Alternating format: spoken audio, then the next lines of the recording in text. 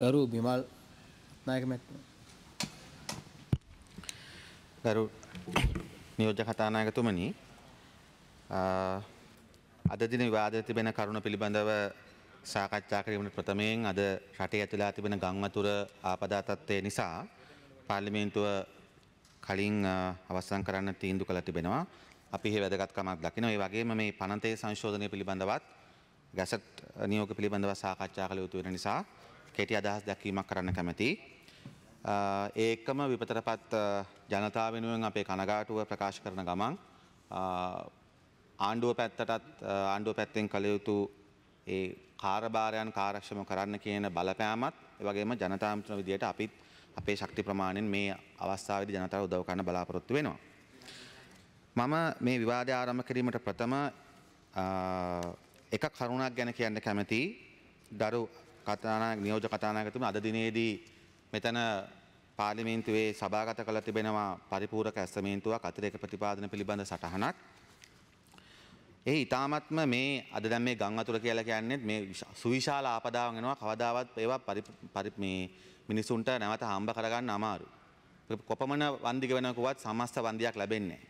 එසේ තිබියදී මෙහි පරිපූර්ණක වෙන්කිරීමේ 322 අංකය යටතේ ඔබතුමාගේ අවධානය යොමු මේ පාර්ලිමේන්තුවේ සහ රටේ ජනතාවගේ අවධානය යොමු කරන මේ ආණ්ඩුව කොපමණ ධනයක් නිස්කාරණ දේවල් වලට නාස්ති කරනවද කියලා. 322 යටතේ නමක් බලන්න කෘෂිකර්ම අමාත්‍යාංශයේ නම ගොඩනැගිල්ලේ කාමර වෙන්කිරීම සහ ගෘහ භාණ්ඩ හා කාර්යාලීය උපකරණ මිලදී ගැනීම වෙනුවෙන් අතිරේක ප්‍රතිපාදන සැලසීමන තවත් මිලියන 141ක් වෙන් කරනවා කෝටි 14ක්.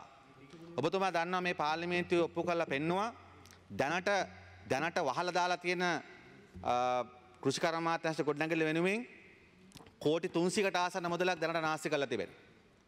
එසේ තිබෙදී තවත් කෝටි 14ක් වෙන් කරනවා කාමර වෙන් කරන්න කියලා. අපි අහන්න කැමති මේ ආණ්ඩුවෙන් තමුන්නාසේ හිතප්පපුවක් නැද්ද? තමුන්නාසලා මීතර මුල්ලේ මිනිසුන්ට දෙන්නේ මරණකට රුපියල් ලක්ෂය වන්දිය. මේ නිස්කාරණේ වහලා දාලා තියෙන ගොඩනැගිල්ලට සල්ලි පම්ප කරන්නේ තමුන්නාසලා මොකක් හරි මේකේ වෙන නම නායක ගෙවන්න තියෙනවද මේ පුද්ගලයාට? ඒ නිසා අද බලන්න තමුන්නාසලා වන්දි කොච්චර අනුමත කරන්නේ දැන් ඔය ආපදා තත්ත්වෙට. ආපදා තත්ත්වයට ලක් වෙච්ච මිනිසුන්ට එක රුපියල් 10000ක් අමතර අනුමත කරගන්න තමුන්නාසලා මාස ගාණක් ගනි. නමුත් මේ ගොඩනැගිල්ල ඔබතුමා දන්නවා මාසයකට රුපියල් ලක්ෂ 227 ගාණ ගෙවිමින් ඉන්න කිරියල් ඇමතුමා. මොකද්ද මේ විහිළුව? ඒ නිසා අපි ඇත්තටම ආණ්ඩුවේ මේ තාමත්ම නාස්තිකාර මේ ක්‍රියාවලිය අපි හෙලා දකිනවා. මේක නතර කළ යුතුයි ආණ්ඩුව. මොකද්ද මේ විහිළුව? මාසකට ලක්ෂ 227ක් දෙනවා ඇමතුමා පාවිච්චි කරන්නේ නැතුව වහලා දාලා තියෙන්නේ. යන ගමන් නතර කරලා බලලා යන්න අතුල් කෝට්ටේ හන්දියෙන් පොඩ්ඩක් වම් පැත්තේ තියෙන්නේ. මාසයක් දෙකක් පිළිගන්න පුළුවන්. දැන් අවුරුද්දක්. ඒ නිසා ඊට අමතරයි මේ මිලියන 141. ඉතින් මේවා තමයි රටේ ආපදා තත්ත්වය. මේවා තමයි ආපදා. ඒ නිසා මම සමෘද්ධි අරමුදල සමෘද්ධි සම්බන්ධ සාකච්ඡාවට කතා කරන්න අවශ්‍ය නිසා මම ඒකට එන්න කැමතියි. මම මුලින්ම කියන්න කැමතියි මේ දිවිනගුම සංවර්ධන පනත ඒක නම වෙනස් කරා ස්විදිසන්නක් ඇමතුමා මේ වතාවේදී මේ ආණ්ඩුවට ආවට පස්සේ. නමුත් අපි කියන්න කැමති මේ පනතම දේශපාලන අරමුණකට හදපු එකක්. මම කියන්නේ සමුද්‍රය අධිකාරිය ගැන නෙමෙයි. සමුද්‍ර ව්‍යාපෘතිය දේශපාලනීකරණය වෙලා තියෙනවා. ඒක අපි කවුරුත් දන්න දෙයක්. නමුත් සමුද්‍රය අරමුණ ජනතාවට අවශ්‍ය දෙයක්. නමුත් දිවිනගුම පනත කියලා කියන එක හැදුවේ මේ ප්‍රජාමූල සංවිධාන කියන එක හැදුවේ ගරු මන්ත්‍රීතුමනි වෙන මොකටවත් නෙමෙයි දුප්පත් ගමේ තිබිච්ච සමුද්‍ර සමිතිය. තාවේ සමුද්‍රලාභීන් විතරයි. ඒකට ගමේ ප්‍රභූන් ආවේ නැහැ. ගමේ ධනපතීන් ආවේ නැහැ. ගමේ කොන්ත්‍රාත්කාරයා ආවේ නැහැ. ගමේ පොල් මුදලාලියා ආවේ නැහැ. නමුත් අපි දන්නා පසුගිය කාලේ පනත වෙනස් කරා. ඒක ප්‍රජාමූල සංවිධානයක් බවට පත් කරා. එතකොට දැන් මේ ගමේ ප්‍රජාමූල සංවිධානයට ගමේ ඕනම කෙනෙක්ට එන්න පුළුවන්. ඒකේ 3 දෙනෙක් නම් කරන්න පුළුවන් ගමේ සංවර්ධන කාර්යයන්ට දායක වෙන අයට කියලා. ඒතර ගමේ සංවර්ධන කාර්යයන්ට දායක වෙන්නේ නැහනේ ගමේ ඉන්න සමුදිලාභියා. එයා මේ 3500 2500 1500 ගන්න මිනිසෙක්නේ. ඒතර කවුද මේ ගමේ සංවර්ධන දායක වෙන කෙනා? අනිවාර්යයෙන්ම දේශපාලනයට සම්බන්ධ කෙනෙක් බොහෝ විට. ඉදිරියට තමයි එහෙම නොවෙන්නේ. ඒතර මේක අරමුණම තිබුණේ රටේ සල්ලි විශේෂයෙන්ම සමෘද්ධි බැංකුවල තිබිච්ච සල්ලි පාර්ලිමේන්තුව හරහා යන්නේ නැතුව මේ ප්‍රජාමූල සංවිධානවලට දාලා ප්‍රජාමූල සංවිධාන තමන්ගේ දේශපාලන හිතවතුන් මාර්ගයෙන් කොන්ත්‍රාත්ත එකක් අරගෙන සමුද්‍රි සමිතියේ අයිතිය ප්‍රායෝගික වශයෙන් මේකට ගන්න. අද ඔබතුමා ව්‍යවස්ථා හදමින් යන්නේ ඒකට. මම දන්නවා මේක ඒක හැදුවේ ඔබතුමා නෙමෙයි. ඒක හැදුවේ බැසිල් රාජපක්ෂ. එතකොට ඔබතුමා මම හිතන්නේ උසස් අධ්‍යාපන ඇමතිකම දරුවේ. නමුත් ඒ විස මේ පනතේ තිබෙනවා. ඔබතුමා අද කරලා තිබෙන්නේ ඒ සමිතියට ව්‍යවස්ථාවක් හදන එක. නිසා වෙන්න පුළුවන් දේ තමයි දැනුත් අපි දන්නවා සමුද්‍රි සමිති වලින් ගොවි සමිති වලින් කොන්තාතරම් හොරකම් කරනවා සමහර වෙලාවට අපි ඒක දන්නවා. නමුත් මේකෙන් එක නීතිගත වෙනවා. දැන් සමුද්‍රි සමිතියට නිකන් දුප්පත් මිනිසුන්ගේ සමිතියක් නිසා ගමේ වෙන අය නැති එකට මේක අයිතිය දෙන්න තමයි මේක යන්නේ. මේක වැරදි. මේක අරමුණ වැරදි. මේක සමුද්‍රි හදපු දවස් දම ඉන්න ඇමතුමා ඔබතුමා වැඩිම කාලයක්. ඒ නිසා අපි පැහැදිලිව දකිනවා මේකේ දේශපාලන අරමුණක් තියෙනවා. ඊට වගේම ගාමීය වශයෙන් ඉන්න දූෂිත පුද්ගලයන්ට දේශපාලන හරහා දූෂණයට එන අයට මේකෙන් පාරක් කැපෙනවා. ඒකම මා කියන්න කැමති මේ පනතට අනුව ඔබතුමා දැන් දාලා තියෙනවා ගිණුම් තබා ගැනීම පිළිබඳව දිවිනගර ප්‍රජාමූල සංවිධාන ලියාපදිංචි කිරීමේදී නිලධාරීන්ගේ පුරු කිරීමේ වැඩසටහන ඔබතුමාලා දීලා තියෙනවා ගිණුම් තබා ගන්න කියලා. ගරු මට වෙලාව නැති නිසා ගොඩක් කියන්න බෑ. ඒ ගිණුම් තබාගත යුතු ලිපි ගොනුවේ අතුලත් ලේඛන ගත්තට පස්සේ තිබෙනවා ගරු කතානායක නියෝජ්‍ය කතානායකතුමනි ඇමනුම් වර්ග 16ක් එක්ක ලදුපත් සමාජික ලැබීම් කාඩ්පත් සමාජිකගේ මුදල් ලැබීම් දෛනික සාරාංශයන් ආදායම් වර්ගීකරණ ලේඛන ඇත්තටම සැබෑ ගිණුම් ක්‍රියාවලියක් තියෙනවා. මම අහන්නේ මේ ගමේ ඉන්න සාමාන්‍ය සමුදිලාභියෙක් නම් මේ භාණ්ඩාගාරේ කටයුතු කරන්න බෑ. එක්කෝ ඔබතුමා උසස් පෙළ සමත් දරුවෙක් හරි තෝරලා සමුදිලාභී පවුලක යම් දීමනාවක් එක රුපියල් 10,000 15000ක් එක්ක ඔක මේකට දෙන්න ඕන. නැත්තම් වෙන දේ මම කියන්නම් අර මම කලින් කිව්ව දේශපාලන සම්බන්ධකම් තිබෙන කොන්ත්‍රාත් අරමුණු තියෙන පුද්ගලයෝ තමන්ගේ භාණ්ඩාගාරය කියලා බවට දාලා ගනි මම මේක මේ විශාල වශයෙන් තියෙන ගිණුම් තබා ගන්න. ඒක සාමාන්‍ය සමුදිලාභියට කරන්න බෑ. ඔවුන්ට උගත්කම තිබුණත් මේක කරන්න වෙලාව නැහැ. ඒ නිසා අනිවාර්ය වශයෙන්ම එක්කෝ මේ ගිණුම් තබා ගැනීම සඳහා ක්‍රියාවලිය සරල කරන්න නැතිනම් මේක නම් යන්න හදන ක්‍රමය අනිවාර්යෙන් උසස් පෙළ සමතෙක්ට හරි ඒක තමුන්නාසලා පක්ෂෙන් දෙයි. නමුත් අඩු ගානේ දරුවෙට රුපියල් 10000ක් හරි හම්බ වෙනවනේ. භාණ්ඩාගාරික ක්‍රියාවලිය ඊටාම සංකීර්ණයි. ඒක ගැන අපි කියන්න ඕනේ. ඒ ක්‍රමේ කරන්න බෑ. ඒ ක්‍රමේ කරන්න දැන් වෙන්නේ සමුද්‍ර නිලධාරීන් තමයි කරන්නේ. දැන් වෙන්නේ බොහෝ වෙලාවට මේ වාර්තා නැහැ. ගොඩක් වංචා සිද්ධ වෙනවා කොන්ත්‍රාත් මට්ටමේ. මේකෙන් ඒක තවත් වැඩි වෙනවා. මේ ගිණුම් ක්‍රියාවලිය පවත්වාගෙන යන්න බැරි නිසා. ඊළඟ කාරණේ තමයි මම සමෘද්ධි සේවකයන් ගැන දිවිනගම දෙපාර්තමේන්තුවේ කටයුතු කරන සේවකයන්ගේ ගැටලු පිළිබඳව කරුණු දෙක තුනක් කියන්න බලාපොරොත්තු වෙනවා. මොකද ඔබතුමා දන්නවා මේ දිවිනගම සංවර්ධන පනත පසුගිය රාජපක්ෂ පාලනය යටතේ බැසිල් රාජපක්ෂ මහත්තයාගේ තදියමට ගෙනාපු එකක්. ඒකට අනුව සමුද්‍රය අධිකාරියේ හිටපු සේවකයන් 25000කට ආසන්න ප්‍රමාණයක් මේ රාජ්‍ය නිලධාරීන් බවට පත් කරනවා කියලා තීන්දුවක් ගත්තා. නමුත් ඒ තීන්දුවට ගත්තට පස්සේ රාජ්‍ය සේවයට ඇතුළත් වෙන්න පුළුවන් වයස තියෙන 45යි. නමුත් මේ සමුද්‍රය අධිකාරියේ පමණක් මේක 50 කළා. ඒ 50 කරාට පස්සෙත් සේවකයන් 8300 ගානකට ගරු සභාපතිතුමනි රාජ්‍ය සේවයට ඇතුළත් වීමේ වයස ඉක්මවලා සාමාන්‍ය රාජ්‍ය සේවය 45යි සමුද්‍රයක 50 කළා. අපිට ආරංචි තියෙනවා 53 තරම් තියෙනවා කියලා. නමුත් මේ 50 දක්වා 50 ඉක්මවපු 8300ක් ඉන්නවා. දැන් මේ 8300 මොකද වෙලා තියෙන්නේ?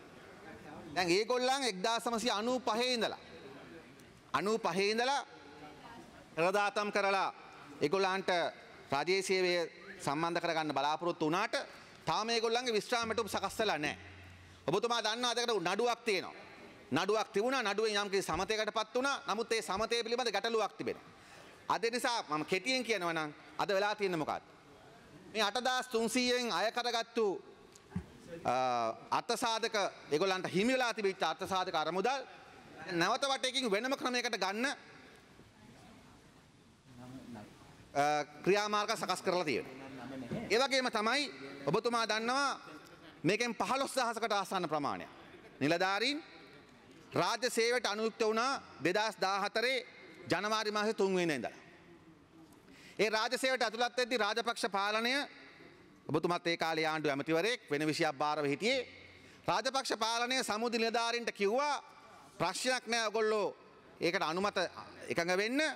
මොකද ඕගොල්ලන්ව රාජ්‍ය සේවයට අන්තර්ග්‍රහණය කරලා ඔයගලගේ වැටුප එක රුපියලකින්වත් අඩු වෙන්නේ නැහැ. ඔයගලන්ට විශ්‍රාමයට සියල්ල ලැබෙනවා කියලා. අද මොකද්ද වෙලා තියෙන්නේ? දැනට මේ කාණ්ඩ දෙකේ ඉන්න සේවක සේවිකාවන්ගෙන් මගේ දැනීම හැටියට මේ පනතේ හැටියට මෙතන ලේඛන තිබෙනවා 57යි 88යි 112කට ආසන්න ප්‍රමාණයක් මේ වෙන විට මිය ගිහිල්ලා තිබෙනවා. 2014 ජනවාරි 3 ඉඳලා 2017 මාර්තු 31 වෙනකොට මිය ගිහිල්ලා තියෙනවා 112 දෙනෙක්. පෙන්ෂන් එකක් නැහැ මොකක්වත් නැහැ. ඔබතුමා දන්නවා නිලධාරියා ජීවත්ව හිටියනම් කඩු ගන්න ඇවිල්ලා කතා කරා ඇමතිතුමා එක්ක. අද මේ මොනරාගල හම්බන්තොට මුල මේ අනුරාධපුරයේ මිනිසුන්ට එන්න බෑ. මං එතකොට වෙලා තින්නේ තමයි එදා රාජපක්ෂ පාලනයේ එක එක අලි දෙන්නම් කොටි දෙන්නම් ඉරහඳ දෙන්නම් කියලා මිනිසුන්ට පොරොන් දීලා අද මිය ගිහිල්ලා තිබෙනවා 112ක් විශ්‍රාමයට නැහැ. මගේ දැනීමට තව 100කට ආසන ප්‍රමාණයක් විශ්‍රාම ගිහිල්ලා තිබෙනවා. ඔවුන්ට විශ්‍රාමයට නැහැ. ඒක හදන්න බැරි වෙලා තියෙනවා. ඇයි? ඒ වෙලාවේ බොරු කියලා තමයි සමුදිනදාරින් අමාරුව දැම්මෙව්වේ. අද වෙලා තියෙන තමයි මේ පනත සම්මත කළා. දිවිනගම පනත සම්මත කරලා දින 368ක් රාජපක්ෂ පාලනයේ තිබුණා. 2014 ජනවාරි 3 වෙනිදා තමයි දිවිනගම පනත සංශෝධනය වුණේ මේ පනත සම්මත කරේ මේ පාර්ලිමේන්තුවේ. රාජපක්ෂ මහත්මයා පෙරදිලා ගෙදර ගියේ ජනවාරි 8 2015. අවුරුද්දකට වැඩි කාලයක් තිබුණ එක හැදුවේ නැහැ. අද ඒ නිසා ඔබතුමාට වැඩ කරන නිලධාරීන්ට විශ්‍රාමයට නැති වෙලා තිබෙනවා. ඒ පිළිබඳව බොරු තීන්දුව අරගෙන මිනිසුන්ට කියලා ඔක්කොම තීන්දුව අරගත්තා කියලා ඊපස්සේ තමුන්නාසේ දාලා තිබුණා කැබිනට් පත්‍රිකාවක්. 2016 නොවැම්බර් මාසේ 3 වෙනිදා කැබිනට් පත්‍රිකාවක් දාලා තිබුණා. ඒ කැබිනට් පත්‍රිකාවෙන් අනුකම්පිටුවක් පත් කරලා තිබෙනවා මේ ගැන හොයන්න. අනුකම්පිටු නිර්දේශයක් දීලා තියෙනවා මොකද්ද? එහෙම ඒ සේවක සේවිකාවන්ගේ වැටුප් අඩු කරන්නේ නැහැ කියලා ඒ වෙලාවේ තීන්දුවක් අරගෙන නැහැ කියලා. ඒ නිසා දැන් ඒක කරන්න බෑ. ඕනම කෙනෙක් රාජ්‍ය සේවයට අලුතෙන් ඇතුළත් වෙනවා හා සමානයි. දැන් 2014 ජනවාරි මාසේ 3 ඉඳලා මේ සේවකයන් අලුතෙන් ඇතුළත් වෙනවා වගේ තමයි සැලකෙන්නේ. ඕන අවුරුදු 20ක් වැඩ කරලා තිබෙනවා අධිකාරියක.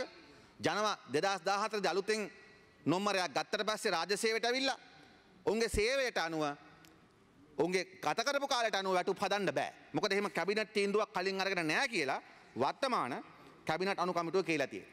ඒ නිසා එක පැත්තකින් ඒ දිවිනගම සංවර්ධන දෙපාර්තමේන්තුව බලහත්කාරයෙන් ඇති කරපු වෙලාවේ සේවක සේවිකාවන් රවට්ටලා. මොකද ඕක ඉන්නේ වෘත්තීය සමිති නායකයෝ සමහර අය ඒත් රාජපක්ෂත් එක්කමයි හිටියේ. දැනුත් ඉන්නේ යත් එක්කද මම දන්නේ නැහැ. ඒ ඔක්කොමත් එක්ක මේ පාවා දීමත් එක්ක අද වෙලා තින්නේ තමයි විශ්‍රාම යන කාටවත් විශ්‍රාමයට උප නැහැ. ඒ නිසා මේක බරපතල තත්ත්වයක්. තමුන්නාසේ දුප්පතුන්ට උදව් කරන්න කලින් තමුන්නාසේ ළඟ ඉන්න වැඩ කරන නිලධාරීන්ට උදව් කරන්න. මේගොල්ලෝ තමයි ශ්‍රී ලංකා නිදහස් පක්ෂ කොඩි දාන්නේ, සෙනග ගේන්නේ, ගැටමෙට හරි ගෝල් ෆේස් එකට ගේන්නේ මේගොල්ලෝ. කැන්වස් යන්නේ ඔක්කොම ගන්න ඒගොල්ලෝ. ඉතින් ඒ නිසා මොකද සමුද්‍ර සේවය කියන එක ඒකේ අරමුණ හොඳ වුණාට ඒක සම්පූර්ණයෙන්ම එක පක්ෂයකට පඩි දීලා වැඩ කරන වැඩක් නේ ගම්වල. ඒ නිසා අඩු ගානේ මේ මිනිස්සු ඒ කරන සේවය වෙනුවෙන්වත් ඔබතුමා මේක විසඳලා දාන්න ඉක්මනට. ඊළඟ කරුණ ගත්තොත් එහෙම මම ඔබතුමාට කියන්න කැමතියි දැන් ඔබතුමා දන්නවා සමුද්‍ර සංවර්ධන දෙපාර්තමේන්තුව යටතේ බැංකු අංශයක් තිබෙනවා. අද ඇත්තටම මිනිස්සු වැඩිපුරම සම්බන්ධලා තියෙන බැංකු අංශයට. නමුත් ඒ ඕනම බැංකු අංශයක ගත්තොත් ගරු සභාපති කතානායකතුමනි ඔබතුමා දන්නවා ඕනම බැංකුවක තිබෙනවා බැංකුවක අධීක්ෂණ ඒකකයක් තිබෙනවා. දැන් ඔබතුමාගේ මේ බැංකු අංශයේ අධීක්ෂණ ඒකකයක් තිබුණා පසුගිය කාලේ බැසිල් රාජපක්ෂ යුගයේ. එතන ඒ ප්‍රධානියා යම්කිසි දූෂණ මංචවලට සම්බන්ධයි කියලා චෝදනා තිබිලා යම් කාලයකදී අයින් කරා. දැන් වෙලා තියෙන අපි දැනීම හැටියට ඒ චෝදනා තිබිච්ච පුද්ගලයන් නැවත පත් කළා තිබෙනවා පමණක් නෙමෙයි. දැන් ඔබතුමා බැංකු අධීක්ෂණ ඒකකේ විසිරුවා හරලා තිබෙනවා. බැංකු අධීක්ෂණ ඒකකේ හිටපු පුද්ගලයන් දූෂිතයි නම් ඒගොල්ලන් අයින් කරන එක හෝ තමුන්නාසෙත් එක්ක වැඩ කරන්න තමුන්නාසට ඕනයි කියලා හිතට කට්ටිය දාගන්නම ඕනම නම් තමුන්නාස හිතන්නේ එහෙමනම් වැඩ කරද්දි ඒකත් අපිට තේරුම් ගන්න පුළුවන්. නමුත් අතිවිශාල බැංකු ජාලයක් තියෙනවා කුඩා පරිමාණය වුණාට. මගේ දැනීම හැටියට බිලියන් 60කට වඩා මුදල් තියෙනවා. ඔව්. කණ්ඩායම එක්කෙනෙක් කැරෙන්න අනිත් සියලුම දෙලා අභ්‍යන්තර විගණනාංශයට දාලා අභ්‍යන්තර විගණනාංශය ශක්තිමත් කරා මන්ත්‍රීතුමා. මොකද ඇත්තටම අධීක්ෂණ එකෙන් අපට පේන විදිහට යමක් කෙරුන්නේ නැහැ. විගණනයෙන් තමයි ගිහිල්ලා ඔය වෙච්ච සේවල් සියල්ල හොයලා ඇල්ලුවේ. ඒ නිසා අපි කරේ මේ සේරම අරන් විගණනාංශයට දාලා ඒක ශක්තිමත් කරා. නමුත් ගරු ඇමතුමනි ඔබතුමා දන්නවා විගණනයකට ඔන්ගෝයින් දේවල් කරන්න බෑ. එතකොට අධීක්ෂණයකට අද ඔබතුමාට යම්කිසි චෝදනාවක් හම් වුණොත් අහවල් බැංකුවේ වංචාවක් සිදු වෙනවා දැන් යවන්න පුළුවන්. ඒ නිසා ගිය කාලේ බැසිල් ඇමතුමා මේකෙන් දිසාපතිතුමයි ප්‍රාදේශීය ලේකම්තුමා යයින් කරා. දැන් අපි සම්පූර්ණයෙන් මේකේ බලය දිසාපතිතුමාට හා ප්‍රාදේශීය ලේකම්ට දුන්නා. එන්න දැන් ඒක කරන්න බෑ. නෑ අපි පැහැදිලිවම කියන්නේ බැංකුවට අධීක්ෂණයක එකක් පිළිහිටවන්න. බැංකුවක අධීක්ෂණයක එකක් නැතුව බැංකුව දුවන්න බෑ. අනික අපි කතා කරන්නේ රාජ්‍ය මුදල් පාලනය කරන මේ පාර්ලිමේන්තුවේ. ඒ නිසා ඔබතුමා අභ්‍යන්තර විගණනය ශක්තිමත් කරලා තියෙනවා නම් ඒක හොඳ දෙයක් වෙන්න පුළුවන්. නමුත් මගේ යෝජනාව තියෙන්නේ අපේ යෝජනාව තියෙන්නේ පැහැදිලි දූෂණයකට මග පාලක් කපන වැඩක් තමයි මේක. මොකද ආයි සම්බන්ධලා තියෙන්නේ කලින් ඉඳලා බැසිල් මහත්තයත් එක්ක ඉඳලා අයින්ගල් කරපු නැවතාපු කෙනෙක් නේ ඉන්නේ. ඉතින් ඒ නිසා මං කියන්නේ ඒක තනි පුද්ගලයෙක් නෙමෙයි මට ප්‍රශ්න තියෙන්නේ මං කියන්නේ ආයතනය හදන්න. ඒක මේ රටේ දුප්පත් මිනිස්සු වෙනුවෙන් කරන සල්ලි නෙමෙයි තියෙන්නේ. ඊළඟ දේ තමයි මම දැනගන්න කැමතියි දැන් ඔබතුමාගේ මේ සමුද්‍රි අධිකාරිය සහ සමුද්‍රි ක්‍රියාවලිය තුල මූලික කාරණයක් තියෙනවා මේ සමුද්‍රි බැංකුවල මම කලින් කතා කරේ බැංකුව ගැනම නිසා ඒක ගැන කියලාම අවසන් කරන්නම් බැංකුව ගැනම ඔබතුමා දන්නවා මේ බැංකුවල දිවිනගුම සමුද්‍රි කරන්න ගියාට පස්සේ මේකට යම්කිසි වියදමක් මේ බැංකුවල බෝඩ් වෙනස් කරන්න ඕන යනාදී මෙහෙම අවශ්‍යතාවයක් එනවා ඒක පිළිගන්න.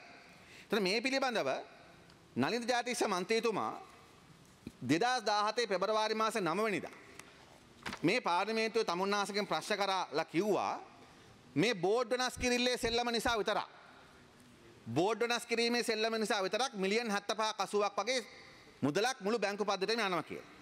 එතකොට එතන එස්.පී. දිසානායකමතුමාට මේ හැන්සාඩ් පෙරණ එක තේරුමකුත් නැහැ. ඔබතුමා ඊටාම දක්ෂයිනේ ඒ තත්ත්වයට අනුව ස්ථාරයන් වෙනස් කරන්න. නමුත් රටේ ජනතාවගේ දැන ගැනීම සඳහා මම කියන්නම් ඒක. ඔබතුමාට හැන්සාඩ් පෙරණ එක තේරුම් නැති බව මම දන්නවා. රටට පෙන්නන්න. නයින් දයාසිස මන්ත්‍රීතුමා කියනවා 2014 අවුරුද්දේදී සමුද්‍රි බැංකු දිනගු බැංකු බවට පත් කළාට පසුව දල වශයෙන් මිලියන් 50ක් වියදම් කළා තියෙනවා බෝඩ් වෙනස් කරා. ඒ කියන්නේ සමුද්‍රිය බැසිල්ගේ දිවිනගුම කරකට. දැන් ඒ දිවිනගුම සමුද්‍රි කරන්න නයින්ද මන්ත්‍රීතුමා පෙබරවාරි 9 කියනවා මිලියන් 75ක් 80ක් යාවි බෝඩ් එකට ලොකු ගාණක් යයි කියලා. එතකොට ගරු එස්.පී. දිසානායක මහතා මම මේ රටට කියන්නේ එස්.පී. අමතුමාට නෙමෙයි. එතුමා කියනවා රුපියල් 2000කින් පුළුවන් කියලා. එතුමා කියනවා බෝඩ් එක රුපියල් 2000කින් වෙනස් කරන්න පුළුවන් කියලා. දැන් ඔබතුමා චක්‍රලේඛයක් ගහලා තියෙනවා. දැන් ඔබතුමා චක්‍රලේඛයක් ගහලා තියෙනවා. මේ තියෙන චක්‍රලේඛේ 2017 මාර්තු 9. මොකද්ද චක්‍රලේඛේ තියෙන දිස්ත්‍රික් සමුද්‍රි අධ්‍යක්ෂ සමුද්‍රි කාර්යාලය ඔක්කොටම ගහලා තියෙනවා මොකද්ද? ගහලා තියෙනවා දැනට භාවිතා කරන නාමපූර්ව භාවිතයට ගත නොහැකි නම් ඒ සඳහා අලුතින් නාමපූර්වක් සකස් කිරීමට කටයුතු කළ යුතුයි. ඒකේ විස්තර ගොඩක් දාලා තියෙන ඒ සඳහා රුපියල් 20000ක උපරිමයකට යටත් බැංකු වේදමින් ගෙවීම් කටයුතු කළ යුතුයි. මම දැනගන්න කැමති බිඳුව වැඩි වෙලාද කියලා. 2000 වෙලා තියෙන බිඳුව printing mistake ද නැත්නම් අර එස්.පී. දිසානායක මහතාගේ අර මම කලින් කෝ ස්ථාවරයේද? ඉස්සරහන වෙනස් කිරීමේ ප්‍රතිපත්තිය මත. දැන් මේ 20000 ගානේ කීයක් තියෙනවද? මම කියන්නේ මේවා තමුන්නාසරක වෙනස් කරන්න වෙන බව මම පිළිගන්නවා. හැබැයි ආණ්ඩුව වලින් කරන සෙල්ලම් එක්කෙනෙක් සමුද්‍රි දිවිනගුම කරනවා. ඊට පස්සේ කෙනා එක සමුද්‍රි කරනවා. ඒවට යනවා මිලියන් 50කට මේ යන්නේ කාගෙන්ද? මේ යන්නේ අර ඉතුරු කර අර දුප්පත් මිනිස්සුන්ගේ. ඉතින් ඒ නිසා තමුන්නාසල මේක කරන මේ නාස්ති මේ එක. ඊට පස්සේ මම ඔබතුමාට කියන්න කැමති සමුද්‍රලාභීන්ට රුපියල් මරණකදී උපතකදී රුපියල් 5000ක වගේ මං හිතන්නේ මුදලක් ලැබෙනවා උපතකදී මරණකදී රුපියල් 8000ක් හෝ 10000ක් වගේ ලැබෙනවා. මම දැනගන්න කැමතියි දැන් මිනිස්සුන්ගෙන් මේ සඳහා සල්ලි කපාගෙන තිබෙනවා. 2013 14 15 අවුරුදු වල තා මේ දක්වා තමුන්නාසල මේ එක රුපියලක්වත් ගෙවලා තියෙනවද මේ සම්බන්ධයෙන්? තමුන්නාස මේක මීට කල්ලුත් කියලා තියෙනවා මිනිස්සුන්ට ගෙවලා තියෙනවා කියලා. මං අභියෝග කළා කියනවා තමුන්නාස එක සතයක්වත් ගෙවලා නැහැ කියලා. ඒ කියන්නේ සමුද්‍රලාභීන්ගේ මරණ උපත් අවස්ථාවවලදී උන්ට ලැබීමට තිබෙන දායක මුදලක් තිබෙනවා. සමුද්‍රය අරමුදලේ. සියල්ල ගෙවලා නැහැ කියන එක තමයි අපිට තිබෙන්නේ. අපි ඔබතුමාගේ ඉල්ලා හිටිනවා. නෑ වාද කරන්න අවශ්‍ය දෙයක් නෑ. ඔබතුමා ඒ ලිපි ලේඛන මේ පාර්ලිමේන්තුවට ඉදිරිපත් කරනවද? ගෙවපු එකට. මොකද අමතුමා? අපි කිසිම හේතුවකට මලගෙදර මේ අපේ උපදේශය තියෙන්නේ ඒ මලගෙදරක් වුණොත් ඒ මිනිහ වලලන්න කලින් ඒ සල්ලි ගෙදරට හරි මම අහන්නේ ඔබතුමා ඒවා ගෙවලා තියෙනවා කියලා ලිපි ලේඛන මම ඉදිරිපත් කරනවද? නෑ මම කියන්නේ පොදු මුදලක්. එක එක්කෙනාගේව නෙමෙයි. පොදුවේ 2013 14 15 මෙන්න මෙච්චර මුදල් වේදම් කළා තියෙනවා සමුද්‍ර අරමුදලේ. මිනිස්සුන්ට ගෙවලා නෑ. ගෙවලා තියෙනවා ගෙවලා සියල්ල. නෑ මතුමා. ඔය දැන් ඔය දිසාපතර දැම්මේවා. ඔබතුමා ඉතාම මේ කාලයක් තිස්සේ ඇමති මම ටෙලිෆෝන් කරනවා මූලස්ථාන හොඳයි මම ඔබතුමාගේ නිලධාරීට ඔබතුමා කියන්න මිනිස්සුන්ට කියපුවා කීපයක් මේක හැන්සාට් කරන්න කියලා. මම අභියෝග කරනවා. කරනවා නම් හොඳයි. අපේ ප්‍රාර්ථනාව ඒකයි. ගෙවන්නේ නෑ. ඒකයි ඇත්ත කතාව. ගෙවලා නෑ තාම. ඊට පස්සේ මම දැනගන්න කැමති තව කුඩා කරුණු කීපයක් තියෙනවා මට. සමුද්‍රි ආයතනය සම්බන්ධව බලපාන විශේෂයෙන්ම ගත්තොත් ඔබතුමා දන්නවා දැන් සමුද්‍රි දිවිනගම ව්‍යාපෘතිය බවට පත්කාට පස්සේ ඒක ප්‍රාදේශීය අඩතල පහසුකම් සංවර්ධනය ඇතුළු විශාල දේවල් සඳහා යොදා ගැනීමට ඒක වෙනස් කරගෙන තිබෙනවා. කාලය ගොඩක් ගත්තා. හොඳයි මට විනාඩි තවත් 2-3කින් අවශ්‍ය කරන්න පුළුවන් වෙයි. පැය භාගයක්. එතකොට මේක හදාගත්ත ප්‍රාදේශීය සංවර්ධනය සඳහා අපි ඒක වැරද්දක් දකින්නේ නැහැ. නමුත් මම දැනගන්න කැමති දැන් පාරවල් හදන්න පුළුවන්. ඊට පස්සේ විවිධ ප්‍රාදේශීය සංවර්ධනයට සඳහා විවිධ මුදල් වෙන් කරන්න පුළුවන්. මම දැනගන්න කැමති එස්.පී. දිසානායක ඇමතුමා මහනුවර දිස්ත්‍රික් සමෘද්ධි ඇමතිද නැත්නම් ලංකාම සමෘද්ධි ඇමතිද කියලා. දැන් තමුන්නාසේ පළාතුවේ වැසිකිලි කැසිකිලි පද්ධතියකට දාලා තිනවා ලක්ෂ 41ක්. නුවරඑළිය උඩහේවාහට හා මහනුවර දිස්ත්‍රික්කයේ පහත හේවාහටට ලක්ෂ 60ක්. ඔක්කොම බැලුවම තියෙන්නේ එස්.පී. දිසානායක ඇමතුමාව ගැසට් කරලා තියෙන ජනාධිපතිතුමා මගින් මහනුවර දිස්ත්‍රික්කයට පමණයි. මේ රිකිල්ල ගස්කට ගැටකුලාව මල්ලුල්ල මං හිතන්නේ මේව නම් මේ වෙනත් දිස්ත්‍රික්කවල ඒව නෙමෙයි. දැන් තමුන්නාස මොකක්ද මේ කරමින් ඉන්නේ? ප්‍රාදේශීය සංවර්ධනය වෙන් කරන මුදල් වලින් තමුන්නාසගේ දිස්ත්‍රික්කයේ ඡන්ද ව්‍යාපෘතිය සඳහා අවශ්‍ය කරන පදනම හදා ගන්නවා. අපි කියන්නේ රටේම සමුද්‍යාම තමුන්නාසේ. මේ අරමුදල් රටට වෙන් කරන්න. ඒ රාජපක්ෂ කරපු වැඩනේ රටේම සල්ලි ගෙනිච්චා හම්බන්තොට වෙච්ච දේකුත් නැහැ. නිසා අපි පැහැදිලිව කියන මේක රටටත් වෙන් කරන්න තමුන්නාසක දේශපාලන අනාගතය වෙනුවෙන් තමුන්නාස දෙයක් කරගත්තට අපේ විරුද්ධතාවයක් නැහැ. අඩු ගන්න මෙයාටවත් දීලා තියෙනවා රංජන් නැමතුමාට. ගලක් කඩා ගන්නවත් දීලා තියෙනවද? ගලක් කඩා ගන්නවත් දීලා තියෙනවද? සීරියස්. මෙයා ගල් බොරුළුනේ මෙයාගේ ප්‍රශ්න. රංජන් නැමතුමා. හොඳයි. ඒ නිසා ඒක. ඒ වගේම මම දැනගන්න කැමති මේ සමුද්‍රය අරමුදලේ කරපු මහ විශාල නාස්ති තිබෙනවා. මම දැනගන්න කැමති වර්තමාන ආණ්ඩුව. ඔබතුමාට මේක කියලා වැඩක් නැහැ. ඔබතුමා මේක කරන්නේ නැහැ නේ. ආණ්ඩුව ඇමතිවරයෙක්නේ. අඩු ගන්න මේ රජය දැන් මේ සමුද්‍රි අරමුදල් වලින් ගරු සභාපතිතුමනි. පසුගිය පාලනේ දැන් මම මේ පෙන්වුවේ වර්තමාන ඇමතිවරයා තමන්ගේ දේශපාලන ප්‍රතිරූපේ නංගව ගන්න අරමුදල පාවිච්චි කරන විදිය. පසුගිය රජේ දිවිනගම ජාතික සංවේලනයේ මිලියන 71ක් වේදම් කළ දෙනවා සමුද්‍රි අරමුදලේ. දිවුනගම සහනාධාර හිමිකම් පත්‍ර මුද්‍රණය කළ බෙදා හරින මිලියන 11ක් වෙන් කළා තියෙනවා. තීරෝධ රතර යුදුලන්ට විශ්‍රාමයට මේ ඔක්කොම ඡන්දකාරී කරපුවා. මේ රාජපක්ෂයේ කාලේ විශ්‍රාමයට උපා රක්ෂණ සඳහා ඒ ප්‍රචාරක කටයුතු වල මිලියන ලක්ෂ 24ක් වෙන් කළා තියෙනවා. ඉසුරු මාත්‍රි මහානායක වැඩසටහන යටතේ සමුද්‍රි ලාගේම මුදල් බෙදා හැරීම නම් නඩුවක් තියෙන CID එකත් එක්ක සම්බන්ධ මිලියන 2992ක් ගත කරලා තිබෙනවා. දිවිනගම ප්‍රජා බැංකුව මගින් මොනවාද අත්පත්තිකා බෙදන්න ලක්ෂ 25. මේ වගේ මහ විශාල යකඩ බට දීමටම පහුගිය පළාත් පාලන අතර ඡන්ද වෙනුවෙන් ලක්ෂ 350ක් වෙන් කළා තියෙනවා. දැන් මම දැනගන්න කැමති මේ අමාත්‍යාංශ මම මේක අගමැතිවරයාට රටේ ආණ්ඩුව කරනාට කියන්නේ දැන් මේ සමුද්‍රි අරමුදල් මිලියන් 4000කට ආසන්න ප්‍රමාණයක් නාස්ති කරලා තිබෙනවා. ඒක එස්.පී. දිසානායක ඇමතිවරගෙන් බලාපොරොත්තු වෙලා වැඩක් නැහැ. මේවට සම්බන්ධ පරීක්ෂණ කරන එක. නමුත් ආණ්ඩුවක් වශයෙන් මේවට අදාළව මොනවාද කරලා තියෙන පරීක්ෂණ? නෑ ආණ්ඩුව මොනවාද? තමුන්නාසික අමාත්‍යාංශ කරලා තියෙන පරීක්ෂණය මොකක්ද? ඔබතුමා දන්නවා පොලිසියෙන් කරන පරීක්ෂණයෙන් අහුවෙන්නේ හොරු විතරයි. අමාත්‍යාංශකින් පරීක්ෂණයක් කරාම අහුවෙනවා හොරා විතරක් නෙමෙයි හොරාට හොරකම් කරන්න බලපාපු ආයතනික දුර්වලතා. ඒක කවදාවත් පොලිසියෙන් කියන්නේ නැහැ. මෙන්න මේ ආයතනික දුර්වලතා හදාගන්න කියලා.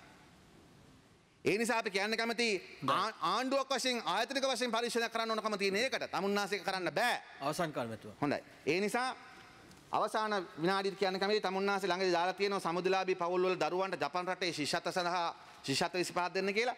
මට මේක ඇත්තටම තැපෑලෙන් යොපු එකක්. මම ඔබතුමාගෙන් කියන්න කැමති ඔබතුමා මේ ශිෂ්‍යත්ව වැඩසටහනට ළමයි තෝරගන්න යන්නේ පත්‍ර දැන්නින්දා. නමුත් අපි දන්න තරමේ ඔබතුමාට හැම ගමේම ඉන්නවා මේ නියෝජිතේ. ඔබතුමාගේ නිලධාරියෙක්. ඉතින් ඇයි ඒගොල්ලන්ගෙන් ගන්න නැතුව මේ ඇඩ් වලින් ගන්න හදන්නේ? ඇඩ් වලින් ගන්නවා කියන්නේ වංචාවට ඉඩ වැඩි. මොකද ජපාන් ශිෂ්‍යත්ව ලොකු මුදලක් වැය කරන ඔබතුමාගේ අරමුදලින් ඒ නිසා අපි ඔබතුමා ඉල්ලන්නේ මගේ සමුදු නිලධාරීන්ගෙන් ගන්න. ඒ ගත්තත් මැනිපියුලේට් කරන්න පුළුවන් කරනවා අපි ඒක දන්නවා. නමුත් මේක කෙලින්ම මැනිපියුලේට් කරනවා. ඒ නිසා අපි ඒකත් කියමින් විශේෂයෙන්ම ඒක ප්‍රශ්නයක් නෑ. ඒක ප්‍රසිද්ධ දැන්වීමක් දාන එක හොඳයි. ප්‍රසිද්ධ දැන්වීමක් දාන එක හොඳයි. නමුත් මේක ගන්න එකට ඔබතුමාගේ නිලධාරීන් ගන්න එකෙන් කිසි වරද්දක් වෙන්නේත් නෑ. නිලධාරීන් ගත්තා නම් මොකද ඒ තුන ගත්ත ළමයි සමුද්‍රි පවුල් වල ඉන්නවා. ඒ නිසා මම අවසාන වශයෙන් කියන්න කැමති මේ සමුද්‍රි ව්‍යාපාරය බලයේ පවතින දේශපාලන පක්ෂයේ දේශපාලන රුණු සඳහා ප්‍රජාමූල සංවිධාන නමින් කරමින් දේශපාලනට එන කොන්ත්‍රාත්කරුවන් මඟ පාදන විදිහේ ඉඩකඩක් ඔබතුමා ආද මේ සම්මත කරන්න යන නීති රීති රෙගුලාසි වලින් හැදෙනවා. මම විශේෂයෙන්ම ඉල්ලා හිටින්නේ ව්‍යවස්ථාව තියෙන එකම දේ ලොකුම ප්‍රශ්නේ තමයි සමුද්‍රලාභී නොවන අයට මේට ඇතුළත් තියෙන ඉඩකඩ දීලා තියෙන එක අපි ඉල්ලා සිටිනවා ඒක වෙනස් කරන්න කියලා. සමෘද්ධිලාභී නොවන අඩුවද ව්‍යාපාරිකයන් මේකට ඇතුල් වෙන්න බෑ. ගරු ඇමතුමා චෝදනාව තියෙන ව්‍යාපාරිකයන්ට සමෘද්ධි හම්බ වෙනවා කියලා. හරිද? චෝදනාව තියෙන්නේ ඒක. දැන් ඔබතුමා අඩු ආදායම්ලාභී කොහම කවුද මනින්නේ? ඒක මනින තියෙන ප්‍රධාන ගමේ නිර්ණායකයා තමයි ඔබතුමාගේ නිලධාරියා. එයාටද තමයි දුප්පත් මිනිහා ඉන්නේ. දැන් ඔබතුමා නෙමෙයි ඒක බැසිල් රාජපක්ෂ වෙනස් කරේ මොකටද? කොන්ත්‍රාත්කාරයයි තමන්ගේ ප්‍රාදේශීය දේශපාලනඥයන් එකට ඔබන්න. ඉතින් ඒක තමයි වෙන්නේ. සමුදුලාභීන් කිව්වට පස්සේ ඇතිනේ ඒ අඩු ආදායම් එක ඇති. තව අවශ්‍ය නැහැ. බොහොම ස්තුතියි මේ අවස්ථාව ලබා දීම පිළිබඳව.